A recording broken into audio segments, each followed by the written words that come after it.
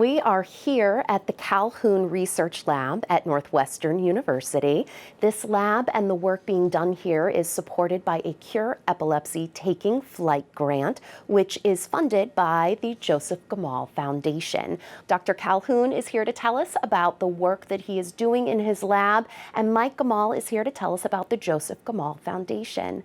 So Dr. Calhoun, you are conducting genetic research here, specifically around the SCN1A gene. So just to lay some groundwork here about your research, can you tell us about the SCN1A gene? Absolutely. It encodes for something called a sodium channel, and there's a whole family of these genes that are expressed in either the brain, the heart, skeletal muscle, and they do similar things but also different things depending on where they're expressed.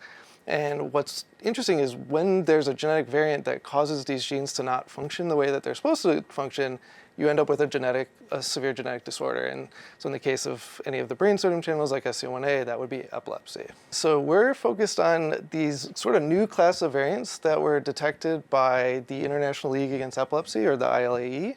And they found that while most of the variants that we know that cause epilepsy are actually in the channel itself, if you picture the region of chromosome as my finger and if the SCN1A gene is my knuckles, they found variants that were actually not in the gene but still contributing to epilepsy risk. And for a lot of people, that doesn't really make a lot of sense. And so that's kind of what I want to understand. And so our thought is that even though those variants aren't in the channel itself, maybe they actually control how much of the channel gets made in the brain.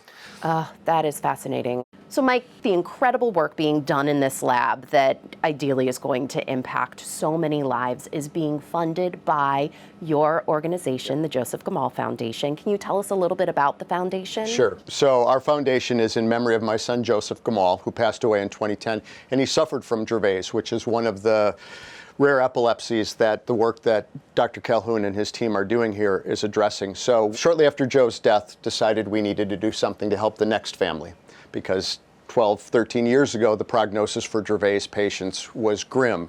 It's not quite as grim as it was, but it's not as bright as it should be. So we put together a group of musicians that every year play a benefit concert for us in Madison, and we raise money. We turn that money over to the very smart people at CURE who find folks like Dr. Calhoun that make sure that money is put to good use, and we keep inching that bar forward. And we are incredibly grateful for the work that you have done and the relationship so that that CURE Epilepsy grant can fund this kind of work. Absolutely. That we so desperately need.